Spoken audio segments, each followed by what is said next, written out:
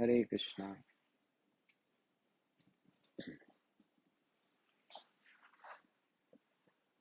ओम अज्ञानतिमिरन्धस्य ज्ञानाञ्जनशलाकया चक्षुरुन्मिलितं येन तस्मै श्रीगुरवे नमः। गुरवे गौरचन्द्राय राधिकायै तदालये कृष्णाय कृष्णभक्ताय तद्भक्ताय नमो नमः। वाञ्छाकल्पतरुभ्यश्च कृपा सिन्धुभ्य एव च पतितानां पावनेभ्यो वैष्णवेभ्यो नमो नमः। श्रीचैतन्यो मनोभीष्टं स्थापितं येन भूतले स्वयं रूपकदा मह्यं ददाति स्वपदान्कितम्। अनर्पितं चरिं चेदात् कारुण्यवतीं कलौ समर्पयितुमुन्नतोजरसां स्वभक्ति श्रियम्। हरिपुरसुन्दरद्रुति कदम्बसन्दीपितः सदा हृदयकन्द्रेषु सुरतवै सच्चिनन्दना। हे कृष्ण करुणा सिंधु दीनबंधु जगतपते गोपेश गोपीकांत राधाकांत नमोस्तुते। तप्त कांचन गौरांगी राधे वृंदावनेश्वरी वृषभानुसुते देवी प्रणमामि हरिप्रिये। भक्त्या विहीनाय अपराधलक्ष्ये क्षिप्तस्य कामादितरङ्गमध्ये कृपामयी तं शरणं प्रपन्ना वृंदे नमस्ते चरणारविंदम। श्री कृष्ण चैतन्य प्रभु नित्यानंद श्री अद्वैत गदाधर शिवासादि गौर भक्त वृंदा। एक बार सभी बोलिए, हरे कृष्णा कृष्ण कृष्ण हरे हरे हरे राम राम राम हरे हरे। श्री गुरु गौरांग की कृपा से श्री सनातन गोस्वामी जी के द्वारा रचित बृहद भागवतमृतम के प्रथम अध्याय का हम प्रथम श्लोक श्रवण कर रहे हैं।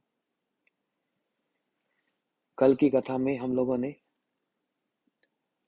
प्रथम श्लोक का जो प्रथम अक्षर है उसके संबंध में बड़े विस्तार से विस्तृत रूप से श्रवण किया। जयति निज पदाब्जो प्रेम दानावतीर्णो, इसका अर्थ हम लोगों ने श्रवण किया, जो अपने युगल चरण कमलों में प्रेम वितरण करने के लिए अवतीर्ण हुए हैं। तो जयति और विजय, इन दोनों अक्षरों का हम लोगों ने विस्तृत रूप से श्रवण किया। श्री सनातन गोस्वामी बात कह रहे हैं, इसी श्लोक में या कहें इसी पंक्ति में उन्होंने ये भी इंगित कर दिया कि भगवान के, श्री कृष्ण के इस जगत में आने का कारण क्या है, भगवान किस लिए आते हैं। तो उन्होंने स्पष्ट रूप से कह दिया, जो अपने युगल चरण कमलों में प्रेम वितरण करने के लिए अवतीर्ण हुए हैं। अब यहां पर एक बात समझेंगे, बहुत से लोगों का बहुत प्रकार का विचार है कि भगवान इस जगत में अवतीर्ण क्यों हुए। यदा यदा ही धर्मस्य ग्लानि भवति भारत, हम लोग सुनते हैं, जब जब धर्म की ग्लानि हो, अधर्म की ग्लानि हो, तो धर्म की स्थापना करने के लिए भगवान ब्रह्मा जी के एक दिन में श्री कृष्ण आते हैं। और ब्रह्मा जी का एक दिन का विस्तार हम लोग सब सुन आए हैं। तो ब्रह्मा जी के प्रत्येक एक दिन में श्री कृष्ण एक बार आते हैं। कितने सौभाग्य की बात कि इस कल्प में 5000 वर्ष पूर्व श्री कृष्ण स्वपार्श्व स्वधाम अपने परिकरों के साथ और अपने धाम के साथ इस भूमंडल पर, इस पृथ्वी पर आए। आने का कारण क्या?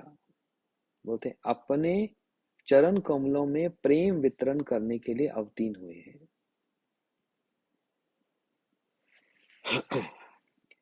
यदि चैतन्य चेतामृत अध्ययन करें तो आदि लीला में ही भगवान के आने के मुख्य और गौण कारणों का विवरण हुआ है। तो गौण कारणों में बतलाया कि जहां जहां अधर्म की स्थापना हो वहां पर जाकर धर्म की स्थापना करते हैं, और परित्रणाय साधुना विनाश्च दुष्कृतम, साधु का परित्राण करने के लिए और जो दुष्कृत, जो असुर हैं, उनका विनाश करने के लिए। परंतु ये कारण भगवान के आने के मुख्य कारण नहीं है। वास्तव में भगवान करुणा सिंधु है और करुणा ही करुणा है। उनकी हर क्रिया में या तो अपने निज परिकर के प्रति करुणा का भाव है, या फिर इस भौतिक संसार में जीवों के प्रति भी करुणा का भार है, करुणा का भाव है। इसलिए करुणा सिंधु, वे करुणा के सिंधु हैं। तो आने का मुख्य कारण में बतलाया प्रेम रस निर्जास कोरित्य स्वादन, राग मार्ग भक्ति लोके कोरित्य प्रचारन, रसिक शेखर कृष्ण परम करुण। कृष्ण कैसे हैं? रसिक शेखर हैं, सभी रसिकों के जो श्रेष्ठ, जो शेखर हैं, राजा स्वरूप हैं। अपने परिकर को, जिनके साथ गोलोक वृंदावन में रहते हैं, उन्हीं को ही अपने साथ इस भूमि पर, इस भौम वृंदावन पर अवतीर्ण करके उनके साथ प्रेम रस का निर्जास आस्वादन करने के लिए, अपने परिकर को लीला का विस्तार करके उनको आनंद विनोद प्रदान करना और उनके आनंद से स्वयं भी आनंदित हो जाना। फिर इनका आनंद वर्धित होता है और इनके आनंद के बढ़ने से परिकर का आनंद वर्धित होता है। फिर परिकर का आनंद वर्धित होता है तो उनको देखने से इनका आनंद वर्धित होता है। फिर इनका बढ़ता है तो फिर परिकर का बढ़ता है, फिर परिकर का बढ़ता है तो इनका बढ़ता है। इसलिए ये अनंत है, ये इसका किसी प्रकार का अंत नहीं, क्योंकि ये तो स्वरूप ही कैसा है, सच्चिद आनंदमय। इसलिए उस आनंद का कहीं पर भी अंत नहीं, ये अनंत सब समय वृद्धि को ही प्राप्त होता है। उन परिकर के साथ आकर इस भौम वृंदावन में अपनी लीला को जब विस्तार करते हैं तो हम जैसे लोगों को, जो पतित हैं, हम जैसे जो अधम हैं और अपने कर्म भोग रहे हैं, हम जैसे लोगों को भगवान की लीला का कहने का और सुनने का, श्रवण और कीर्तन और उस पर फिर मनन और स्मरण करने का एक संयोग जो प्राप्त हो जाता है, वो ही हमारे उद्धार का और कल्याण का एकमात्र साधन बन जाता है। तो है ना करुणा सिंधु। यदि ये यहाँ पर आकर अपनी इस लीलाओं का विस्तार ना करें तो हम आप किसकी चर्चा करेंगे? संसार की चर्चा, यहाँ पर युद्ध हो रहा है, वहां पर महामारी हो रही है, वहां पर रोग हो रहा है, वहां पर किसी का कुछ हो रहा है, जबकि सच में हो रहा है। लेकिन उसकी चर्चा करने से कहीं पर भी नहीं लिखा कि उसकी चर्चा करने से हमारा कुछ कल्याण, कुछ उद्धार होगा।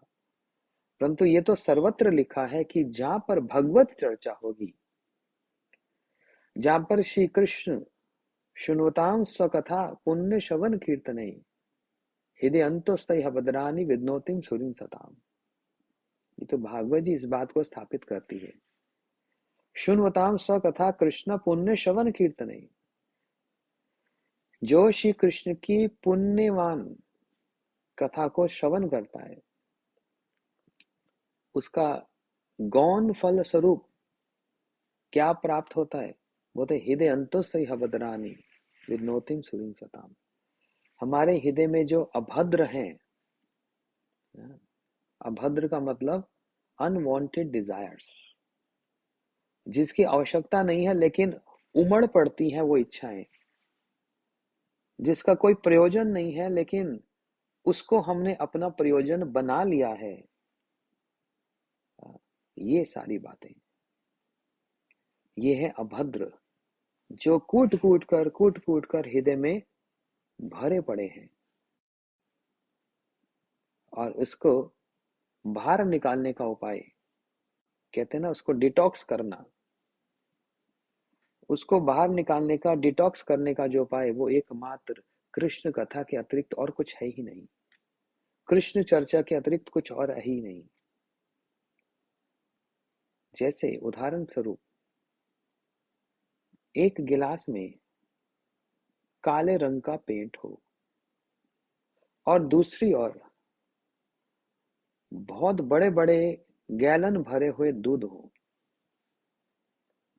अब कहा जाए कि इस गिलास में जो काले रंग का पेंट है उसको बाहर निकालना है, तो एक तो उपाय ये है वो गिलास को फेंक दिया जाए, तो पेंट बाहर निकल गया। लेकिन उस पेंट को फेंकने की इच्छा नहीं हो रही, तो फिर दूसरा उपाय क्या है? उस दूध को उस गिलास में उड़ेल दिया जाए। जितना दूध है सब उस एक ही कप में, उसी गिलास में उड़ेल दिया जाए और डाल दिया जाए और डाल दिया जाए। तो पहले तो दूध जब उसमें जाएगा तो वो भी काला हो जाएगा, लेकिन उस गिलास से वो बाहर निकलेगा, और दूध डालेंगे और बाहर निकलेगा, और दूध डालेंगे और बाहर निकलेगा। ये एंडलेस प्रोसेस। इसी प्रकार से करते करते करते करते उसमें मान लो 10-15 किलो दूध डाल दिया जाए, 10-15 लीटर, तो वो गिलास में सारा काला पेंट निकल जाएगा और वो दूध ही बन जाएगा। उसी प्रकार हमारा हृदय कलमश से और काला ही है। मन में इतने अपराध, मन में इतनी पाप भावना, ये कलमश ही तो है। और कहें तो निकाल कर फेंक दो, तो वो फेंकने की इच्छा नहीं होती, लेकिन क्योंकि उसके बिना तो फिर संतुष्टि नहीं होगी, भोग कैसे होगा। तो दूसरा एक बड़ा सुंदर और श्रेष्ठ उपाय ये है, उसको कृष्ण कथा से भर दिया जाए। सो शुन्वताम स कथा कृष्ण पुण्य श्रवण कीर्तन। श्रवण और कीर्तन किसका? कृष्ण चर्चा, कृष्ण कथा का। और वो कैसी है? बड़ी बलवान है। सतांग प्रसंगम मम विरज संविदो भवंति हित कर्ण रसायन कथा। भागवत जी में 33 स्कंद में कपिल भगवान इस बात को कह रहे हैं, माता अपनी माता से ही कह रहे हैं, हे माता, सतांग प्रसंगम मम विरज संविदो, मेरे साधुओं के निकट जो मेरी बलवान बलवती, मेरी कथा कोई साधारण नहीं है। देखो कितने विशेषण बताए हैं कृष्ण कथा की। एक तो बताया पुण्यवान है, पापवान तो कहीं नहीं बताया कि कृष्ण कथा कहीं पर पापवान है, ऐसा तो कहीं हो ही नहीं सकता। या फिर अमंगल स्वरूप है, वो भी नहीं हो सकता। इसलिए श्लोक में बताया शुन्वतां स कथा कृष्ण पुण्य श्रवण कीर्तन, पुण्यवान है या फिर पुण्य प्रदान करने वाली है। पुण्य का अर्थ यहाँ पर भक्ति है। श्रवण और कीर्तन, यही दो आश्रय हैं, यही दो संबल हैं एक साधक के। जिस दिन हमको श्रवण और कीर्तन का सुअवसर नहीं मिला, वह दिन दुर्दैव है। वो दिन जीवन का सबसे घृणित दिन है। जिस एक दिन भी कृष्ण चर्चा की आलोचना नहीं हुई, श्रवण और कीर्तन नहीं हुआ, धिक्कार है उस दिन को। जो भक्ति में प्रेरित होकर भक्ति प्राप्त करने की इच्छा रखते हैं उनके लिए, जिनको भक्ति से कुछ लेना देना ही नहीं है, हाँ भगवान आए थे कुछ किया था चले गए, हमें क्या लेना देना, अपना संसार चलाओ, बच्चों की आगे तरक्की करो, धन संपत्ति आए, इसी में ही मारा मारी है। तो उनके लिए तो नहीं कही जा रही बात। जो सच में आगे आने वाले जीवन की चिंता करते हैं कि ये जीवन तो जैसे तैसे कट गया या कट रहा है, लेकिन आगे आने वाला भी एक जीवन है। मुझको जैसे भक्ति प्राप्त है, थोड़ी बहुत जो समझ है, अगले जीवन में भी प्राप्त हो। वह व्यक्ति है सुमेधसा, समझदार और बुद्धिमान, जो अपने दिन को, अपने समय को सद उपाय में प्रयोग में ला रहा है, वह व्यक्ति। तो इसलिए साधकों के लिए हर एक दिन, कोई भी एक ऐसा दिन श्रवण और कीर्तन के बिना ना जाए।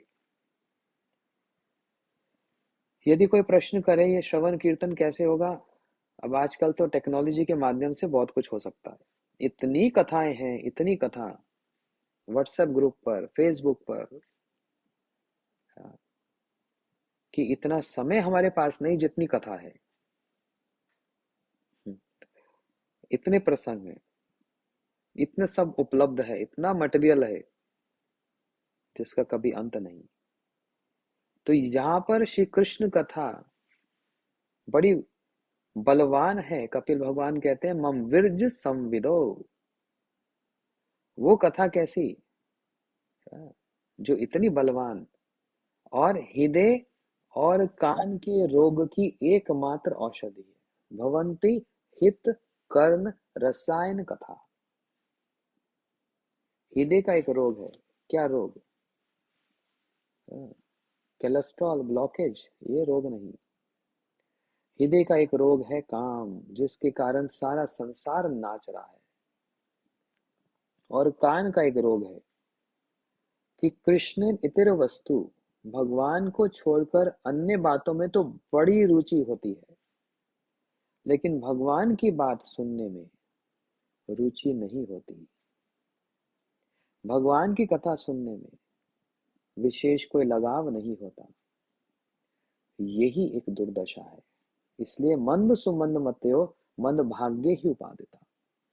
बुद्धि भी मंद, भाग्य भी मंद है। बुद्धि मंद क्यों? क्योंकि कृष्ण कथा के प्रति हमारा कोई रुचि नहीं। और भाग्य मंद इसलिए क्योंकि सत्संग प्राप्त करके भी वो रुचि जागृत नहीं होती। इसलिए मंद सुमंद मत्यो, मंद भाग्य ही उपादिता।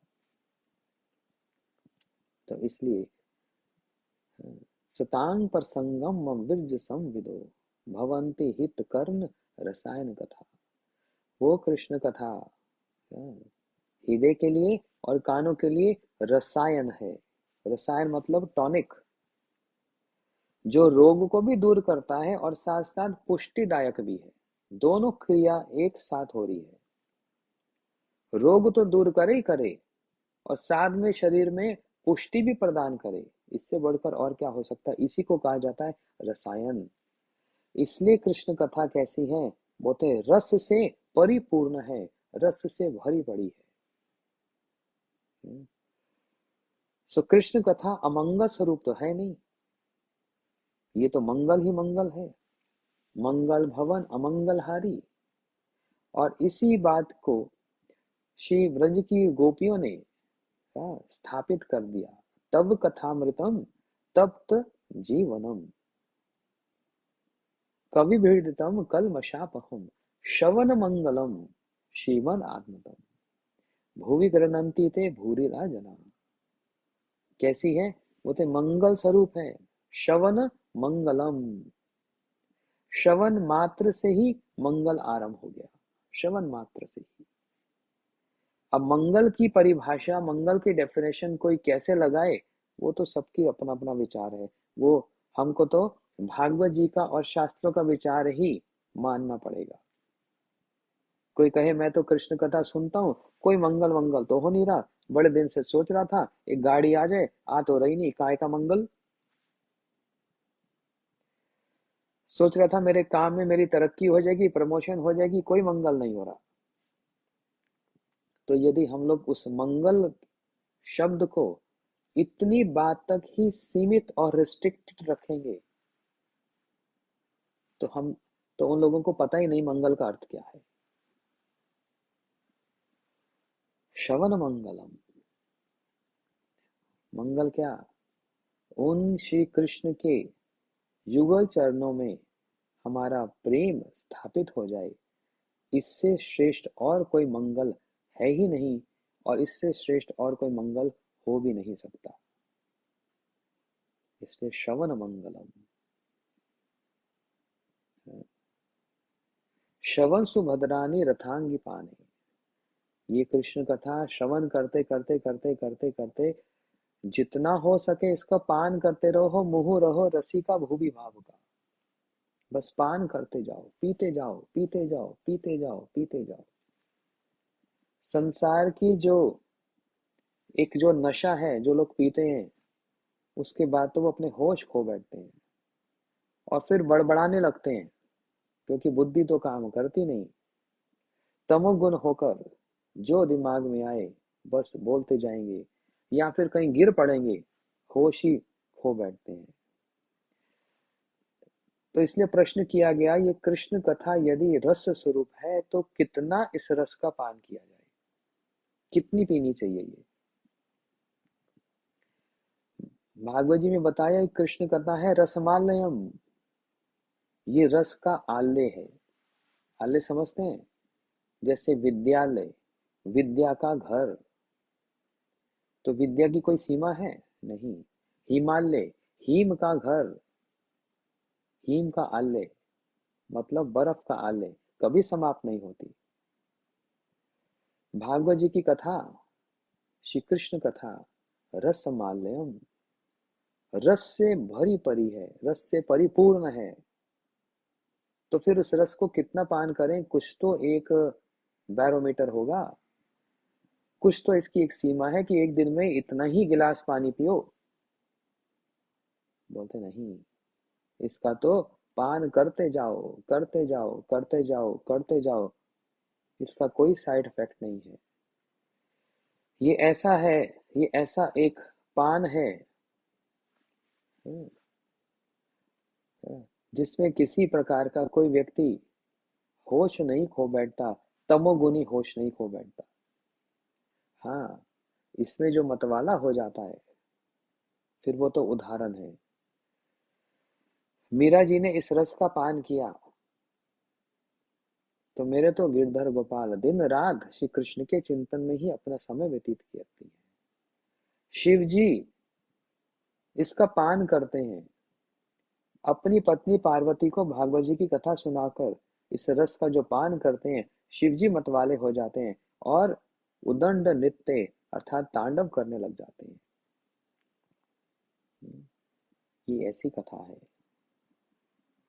और तो और जो भक्त इस कथा का पान करें तो उनकी भी यही दशा हो जाए।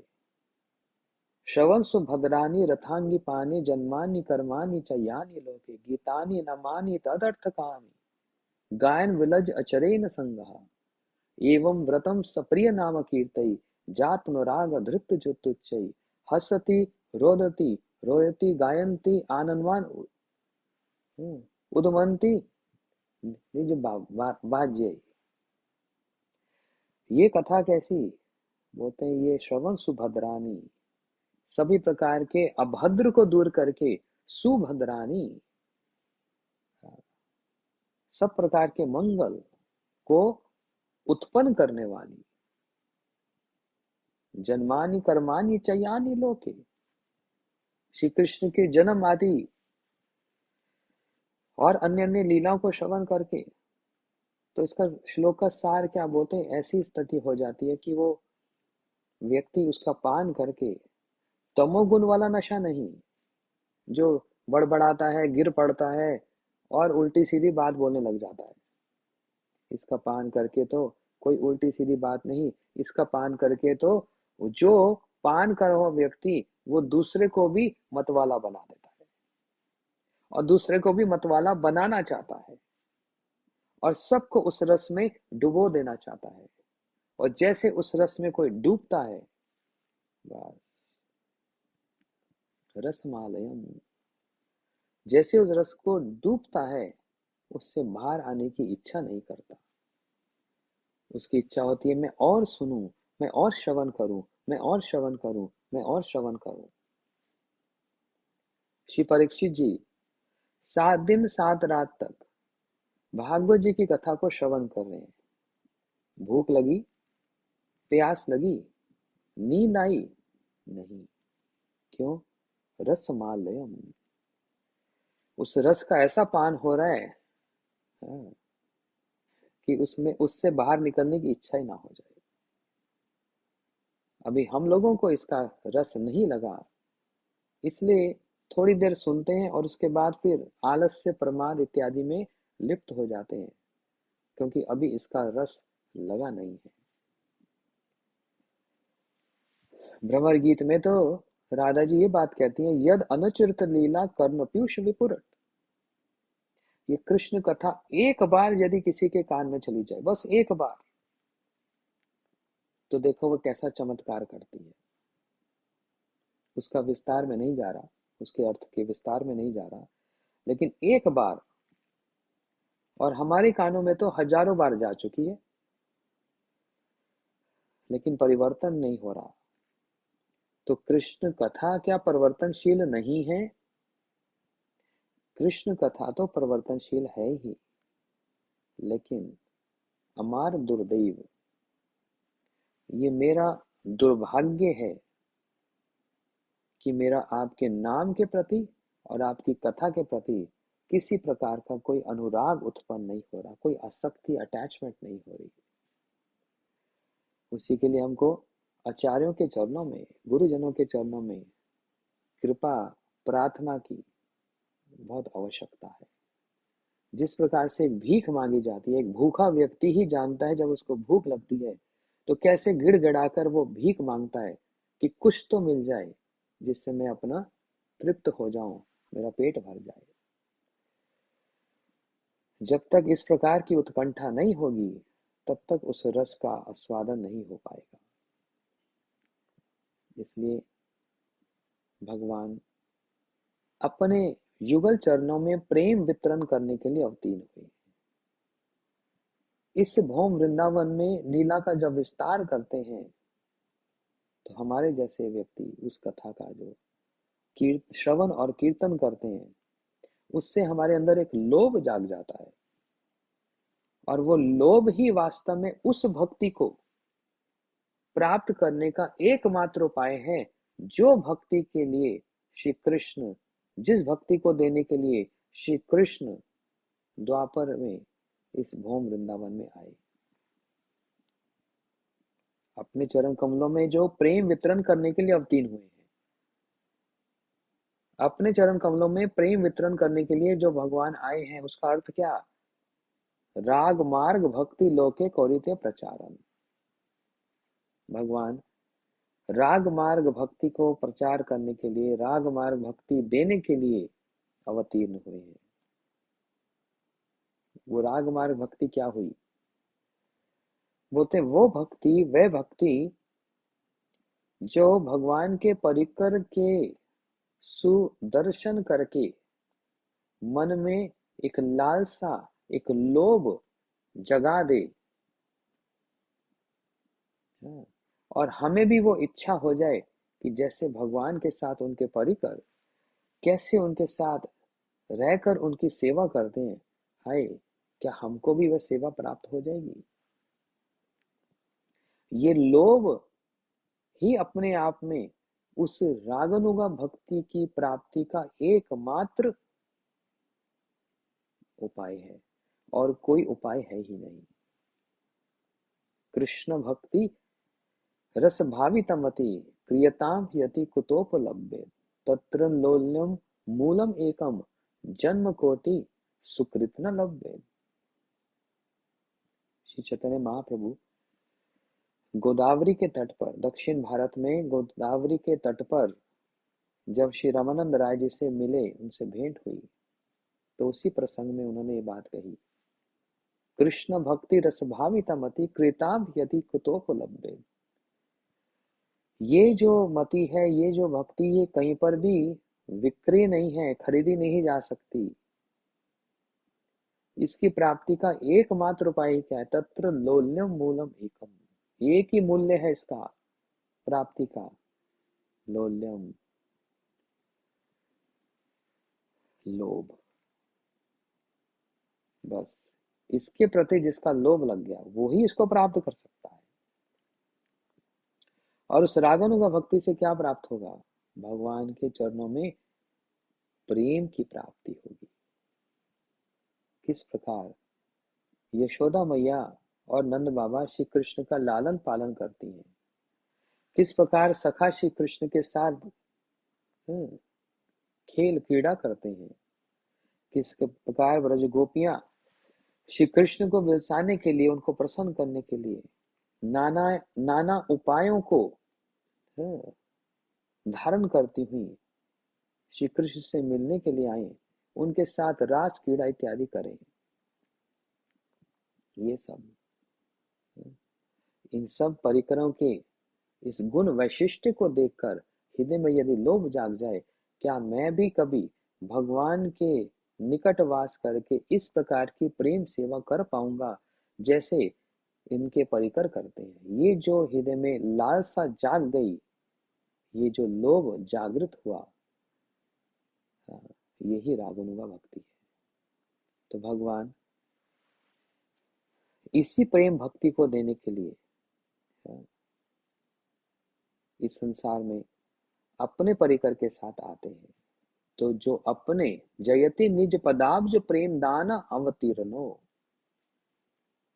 जो अपने युगल चरण कमलों में प्रेम वितरण करने के लिए अवतीर्ण हुए हैं, ये कृष्ण की महिमा का गान हो रहा है।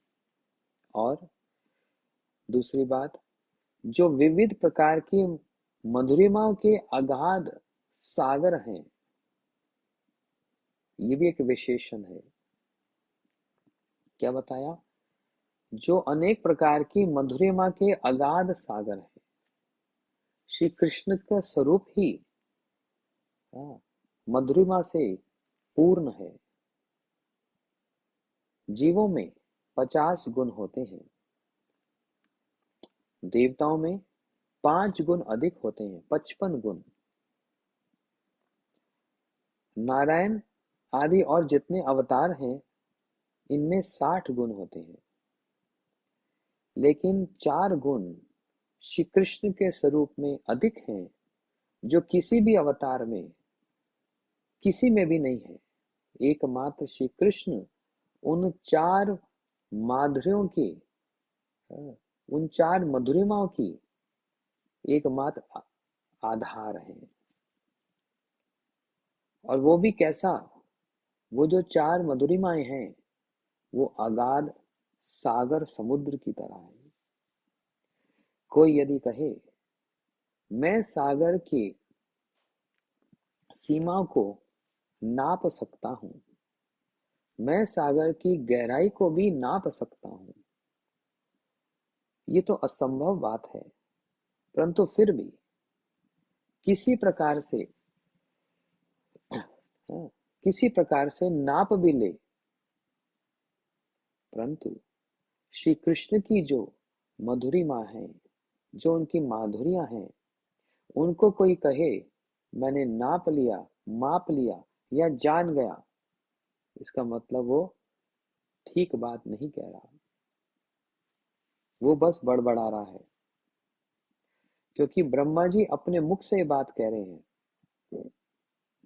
ब्रह्मा जी जो सृष्टि करता है, ब्रह्मा जी जिन्होंने ब्रह्म संहिता का वर्णन किया, जिन्होंने श्री कृष्ण के ऐश्वर्य का, माधुर्य का वर्णन किया, वे ब्रह्मा जी कहते हैं जनंतम एवं जनंतम किम बहुवक्त नाम प्रभु मनुष्य वपुष वाच वैभवम तम गोचरम।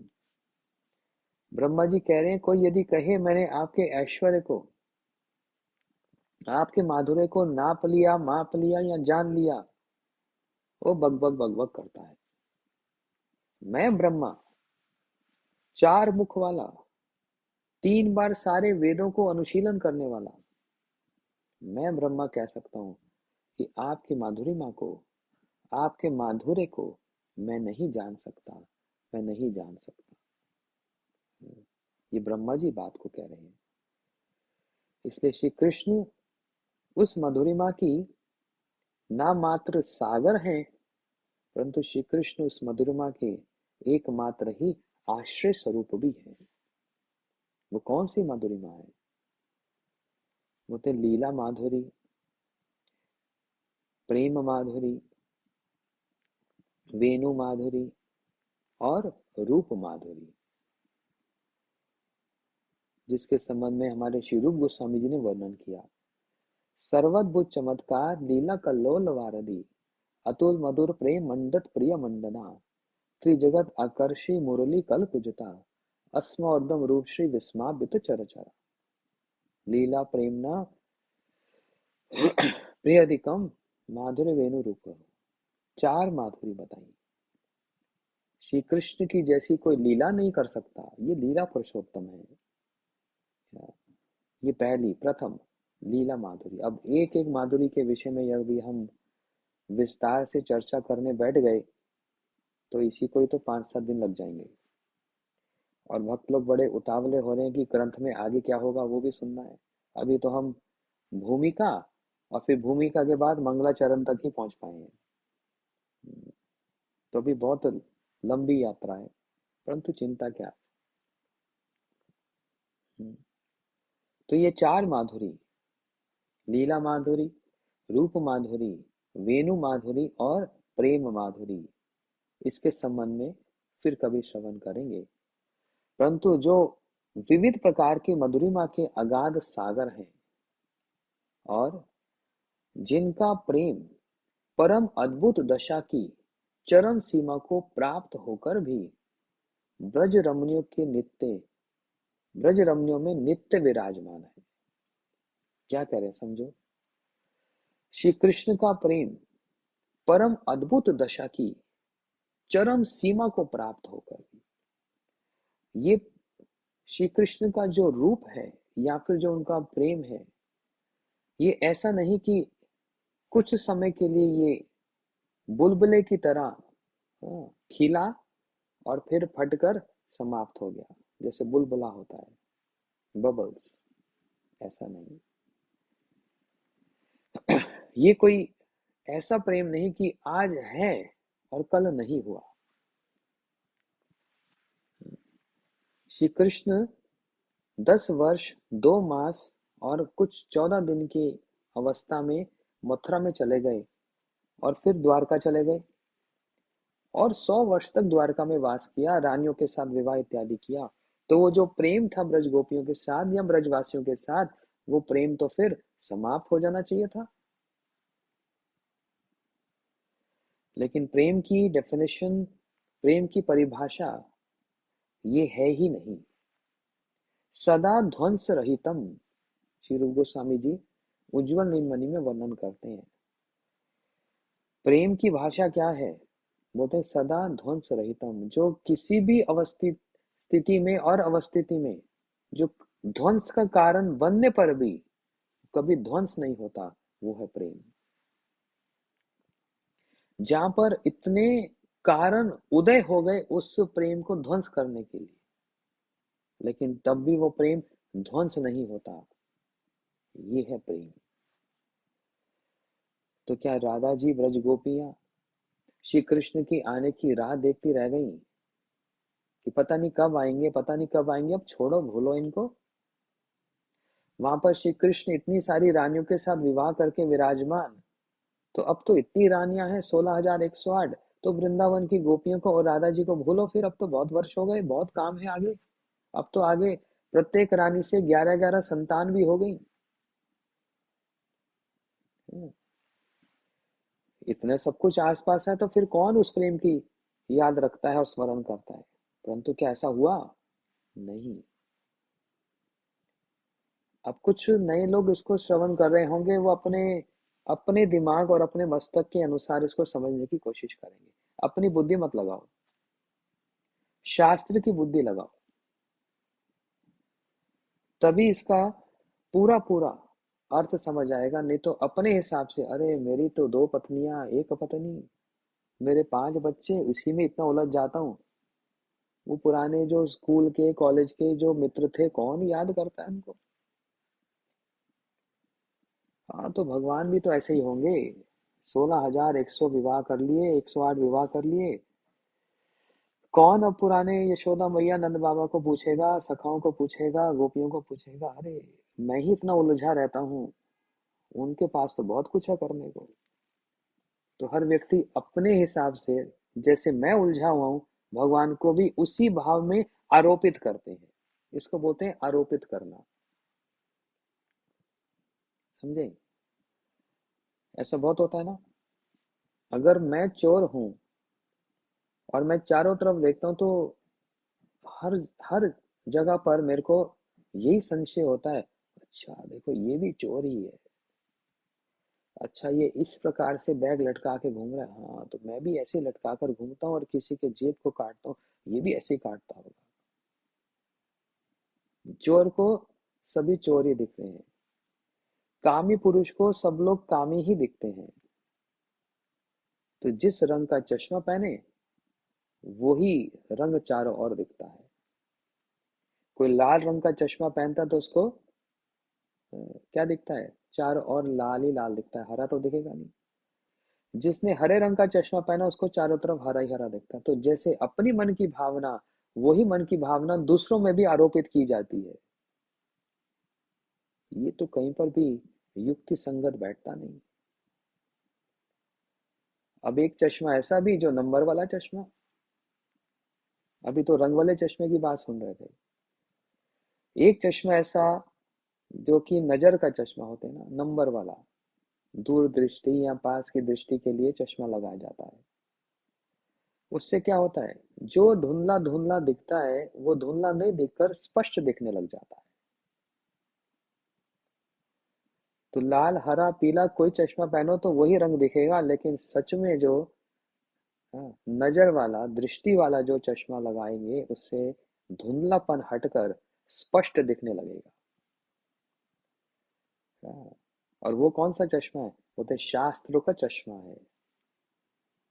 इसलिए अपने मन की भाव को दूसरों पे आरोपित ना करो, शास्त्र की बात को ही शास्त्र के चश्मे से देखकर, सुनकर, समझकर, तब समझेंगे भगवान ने ऐसा क्यों किया। नहीं तो हर व्यक्ति अपना लेके बैठ जाता है हिसाब किताब, और जैसे अपने जीवन की शैली, उसी को भगवान के साथ तुलना करने बैठ जाते हैं। हाँ, मेरे और भगवान में अंतर क्या है? अरे वो भी तो इस संसार में आए, उनको भी तो जन्म लेना पड़ा, उनको भी कितने कष्ट भोगने पड़े। अच्छा वो भगवान, मैं भी भगवान। तो भगवान का अर्थ ही नहीं पता, और बड़ी बड़ी बातें और अपने मन के भाव भगवान पे आरोपित करने बैठता है। हाँ, अरे तुम्हारे कृष्ण के आनंद हैं, आधी रात को जमुना जी के तट पर रास करते थे, तुम लोग भी करो, तुम उनके भक्त हो, उनका नाम करते हो।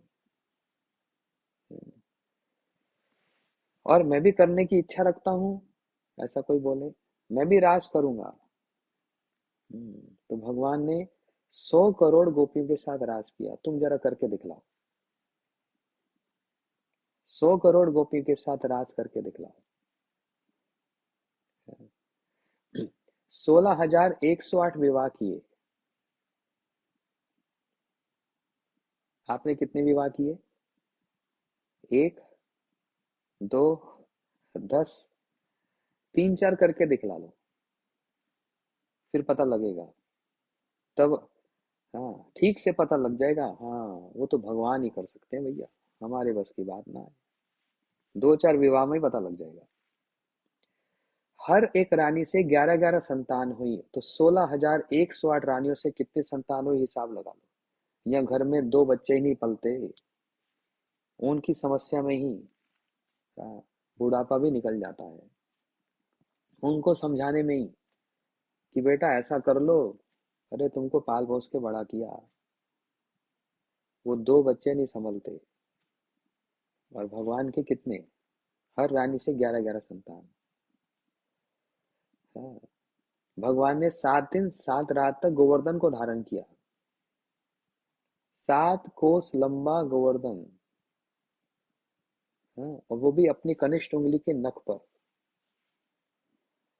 हाँ, आप एक रुमाल ही उठाकर दिखला लो 7 दिन तक, एक रुमाल जिसका कोई वजन नहीं होता, ऐसे उठाए रखो 7 दिन 7 रात तक। थोड़ी देर में कहेंगे अरे हाथ ही दुख रहा है, और भगवान में आरोप करने लग जाते हैं। हाँ, हम्म, खैर, बहुत सी बातें हैं आजकल तो। बहुत सारे लोग अपने आप को ही भगवान मानने लग जाते हैं, मैं ही भगवान का अवतार हूँ।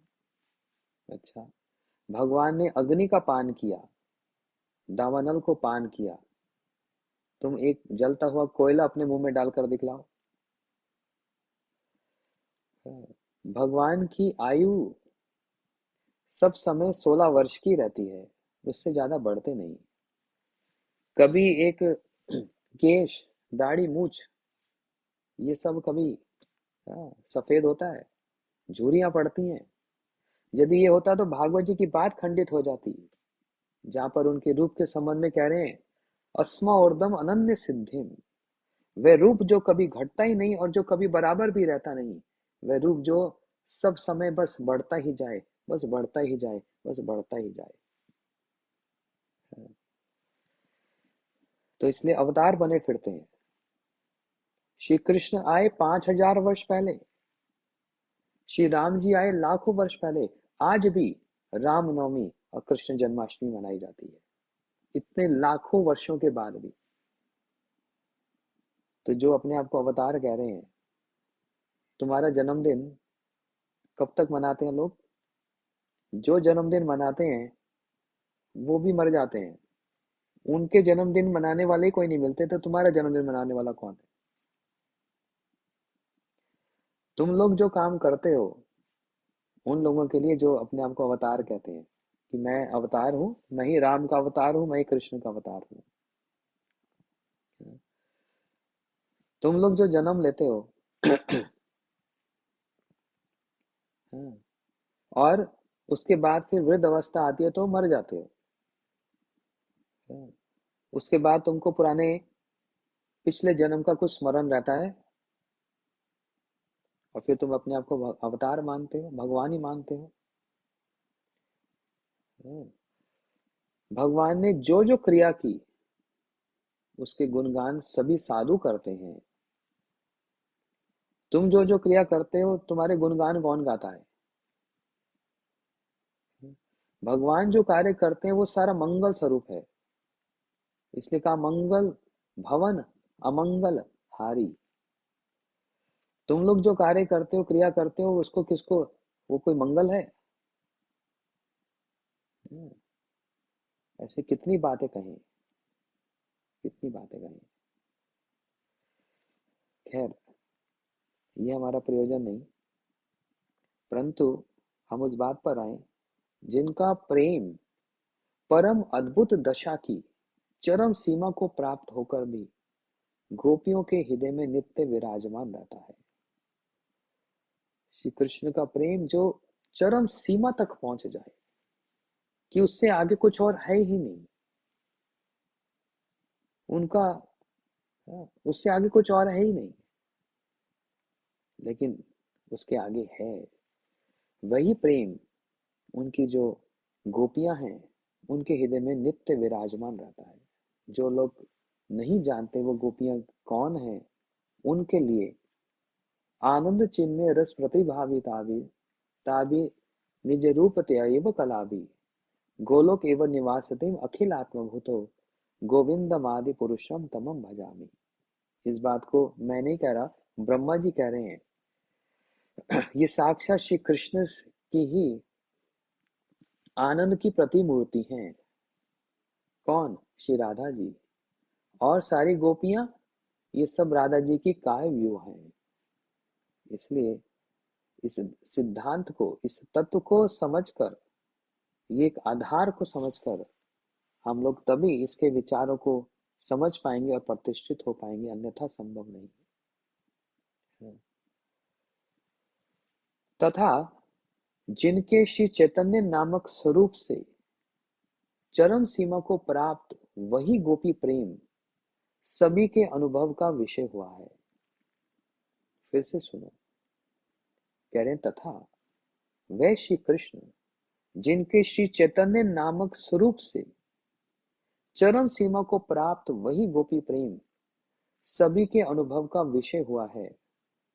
वे जो गोपी प्रेम जिस कारण से भगवान अवतीर्ण हुए हैं, वह नित्य किशोर विभूषित कोई अनिर्वचनीय पुरुष श्री कृष्ण सर्वोत्कर्ष से विराजमान हो रहे हैं। कठिन लग रहा होगा, लेकिन इसका आगे विस्तार है, एक एक शब्द का, एक एक पंक्ति का। कहां पर? बोलते आगे जो टीका आएगी उस टीकाओं में एक एक शब्द का, एक एक जो पंक्ति हम लोगों ने श्रवण किया उसका विस्तार होगा, तब बात और समझ आएगी। अभी जो सुन रहे हैं, समझ लो ये एक आधार बन रहा है। ये इसका एक आधार बन गया कि कम से कम जो विषय हम सुनने जा रहे हैं वो है क्या। हमारे गुरुजी जिन्होंने बृहद भागवतमृतम का इस टीका को वर्णन किया, इसको आरंभ करने से पहले वो अपने गुरुजी की प्रार्थना कर रहे हैं। ये न मात्र एक औपचारिकता है और ना ही एकमात्र ये कर्तव्य है, परंतु वास्तविकता यही है। हर एक सद शिष्य अपने गुरुजी की वंदना करके और उनसे कृपा की याचना करके कुछ कथा को कहते हैं या फिर किसी ग्रंथ की भूमिका को या उसकी टीका का वर्णन करते हैं। ये तो इतिहास है। श्री कृष्णदास कविराज गोस्वामी चैतन्य चेतामृत वर्णन करते हुए प्रत्येक अध्याय के अंत में उस अध्याय की समाप्ति कैसे करते हैं? बोलते हैं रूप रघुनाथ पदे जार आज चैतन्य चेतामृत कहे कृष्णदास। बोलते हैं रूप रघुनाथ जिनको मैं अपना शिक्षा गुरु मानता हूं, उनके चरणों की प्राप्ति की अभिलाषा करते हुए मैं चैतन्य चेतामृत का वर्णन कर रहा हूँ। अर्थात मेरे ये द्वारा जो ये सेवा हुई है, ये जो है, इसका जो लक्ष्य क्या है, श्री रूप रघुनाथ के चरणों में मेरी आसक्ति हो जाए, उनकी प्राप्ति हो जाए, ये आशा की जा रही है। तो इसलिए नरोत्तम ठाकुर जी और हमारे भक्तियों ठाकुर जी और समस्त आचार्य और उसी श्रृंखला में हमारे गुरु जी ने भी अपने गुरुदेव को, कौन? ओम विष्णुपाद अस्त्रोत्र श्री श्रीमद भक्ति प्रज्ञान केशव गोस्वामी महाराज जी के चरण कमलों की वंदना करता हूँ। गुरुदेव कह रहे हैं जिनकी हेतु की कृपा से सर्वथा अयोग्य होकर भी, क्या कह रहे हैं? मैं सर्वथा अयोग्य होकर भी, यहीं पर ही भक्ति का, यहीं पर ही भक्त का लक्षण, शुद्ध भक्त का लक्षण यहीं से प्राप्त हो जाता है। जिनको सब समय एक अभाव ही प्रतीत होता है कि मैं योग्य हुआ नहीं, और सब समय अपने गुरुजनों के सामने अयोग्य की ही, सब समय अयोग्यता ही की ही अनुभूति रहती है। ये शिक्षा मूलक है। गुरु जी के प्रत्येक वाक्य, उनकी प्रत्येक क्रिया हमको शिक्षा प्रदान करती है। कह रहे मैं अयोग्य होते हुआ भी, और गुरु जी अयोग्य हैं, साक्षात जो भगवान के परिकर, साक्षात राधा जी के परिकर, महाप्रभु जी के परिकर, वह अपने गुरुजनों के सामने कैसे प्रतीति करनी चाहिए, क्या उसमें विचार होना चाहिए, हमको शिक्षा देने के लिए गुरुदेव इन वाक्यों को प्रयोग कर रहे हैं कि सर्वथा अयोग्य होकर भी प्रपूज्य चरण श्री सनातन गोस्वामी जी द्वारा रचित श्री बृहद भागवतम ग्रंथ के मूल श्लोकों का अनुवाद तथा उन्हीं के द्वारा रचित दिग्दर्शनी नामक टीका का भावानुवाद करने में प्रवृत्त हो रहा हूं। सनातन गोस्वामी जी ने जिन श्लोकों को उद्धृत किया, उन्हीं का अर्थ, उन्हीं की टीका दिग्दर्शनी नामक टीका का अर्थात अपनी बात को कैसे मैं स्पष्ट रूप से और विस्तार रूप से मैं कहूंगा, उसी को कहा जाता है टीका। जैसे इंग्लिश में इसको कहा जाता है कमेंट्री।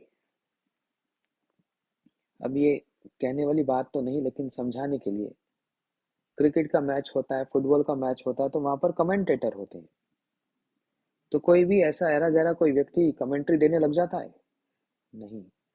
वो व्यक्ति जो उस क्षेत्र में प्रांगत हो, जो उसकी पूरी पूरी समझ रखता हो, उसकी पूरी लेंथ ब्रेथ, उसकी डेप्थ सबको अच्छे से भली भांति जानता हो और उस विषय में बहुत बड़ा एक्सपर्ट हो, वही व्यक्ति तो उसकी कमेंट्री दे सकता है, कमेंटेटर। सिर्फ साधारण एक बात को समझाने के लिए कह रहा हूं।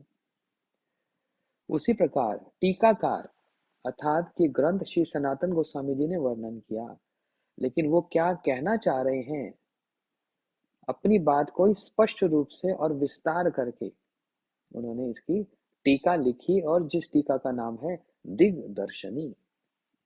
तो गुरु जी कह रहे हैं, मैं सर्वथा अयोग्य होता हुआ भी प्रपूज्य चरण, बड़े सम्मान से श्री सनातन गोस्वामी जी का नाम ले रहे हैं, इन गोस्वामी वर्गों की महिमा का जब हम अवलोकन करेंगे, इन महिमा को यदि हम जानेंगे, तब इनका नाम उच्चारण करते ही रोमांच हो पड़ता है, तब इनका नाम उच्चारण करते ही नेत्रों से अश्रु प्रवाहित होते हैं, नाम उच्चारण मात्र से ही। हाँ, लेकिन उसी का ही हो सकता है जो वास्तव में इनके अवदान, इनके वैशिष्ट, इनकी महिमा से कोई अवगत हो तो।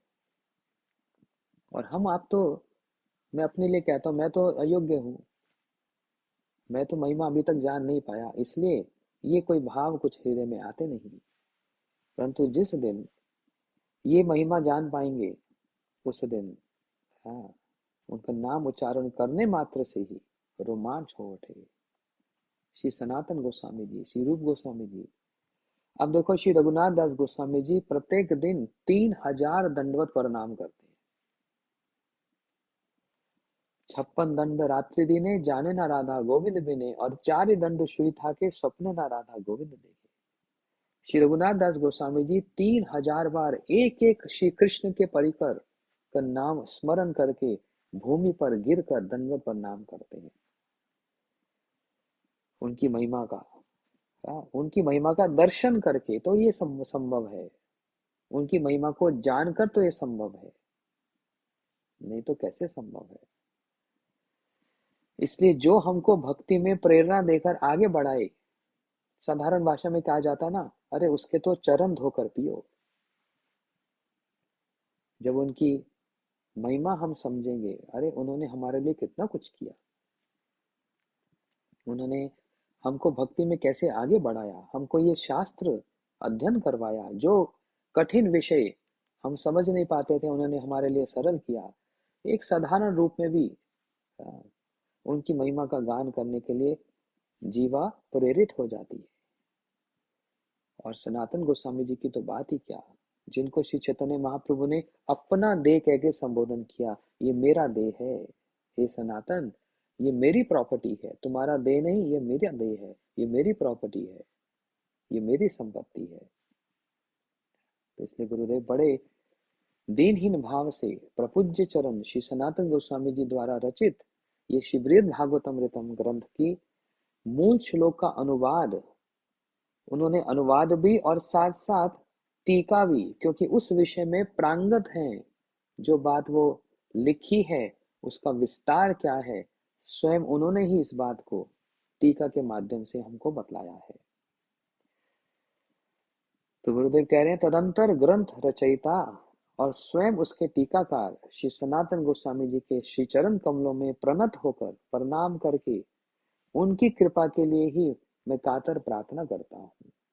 वे सनातन गोस्वामी जी की कृपा मुझ पर वर्षण हो, उनकी कृपा के अतिरिक्त और कोई उपाय नहीं। कैसे मैं इस ग्रंथ में प्रवेश करूंगा और कैसे इस ग्रंथ को हम समझेंगे।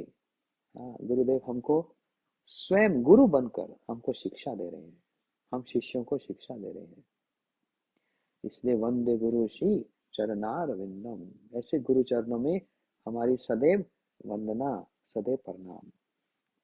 ये बोलकर आज की कथा को यहीं पर विराम देते हैं और फिर कल इसी समय आगे के प्रसंगों को श्रवण करेंगे।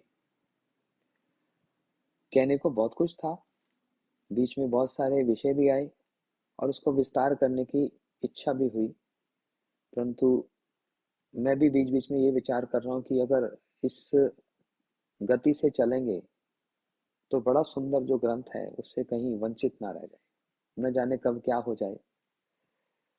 तो पूरा ग्रंथ अध्ययन करने की जो लालसा हो रही है आप सबके साथ, उससे कहीं वंचना ना हो जाए, इसलिए अपनी बात को अधिक ना कहकर जो गुरुजी यहाँ पर कह रहे हैं उसी को ही पठन पाठन, उसी का ही अध्ययन करके हम अपने जीवन को सार्थक बनाएंगे और इस ग्रंथ पर, इस ग्रंथ के विचार में हम लोग प्रतिष्ठित होने का प्रयास मात्र करेंगे।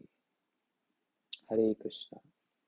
वाञ्छाकल्पतरुभ्यश्च कृपा सिन्धुभ्येव च पतितानां पावनेभ्यो वैष्णवेभ्यो नमो नमः। श्री सनातन गोस्वामी पाद की जय। हरे कृष्णा कृष्णा कृष्णा हरे हरे, हरे राम राम राम हरे हरे।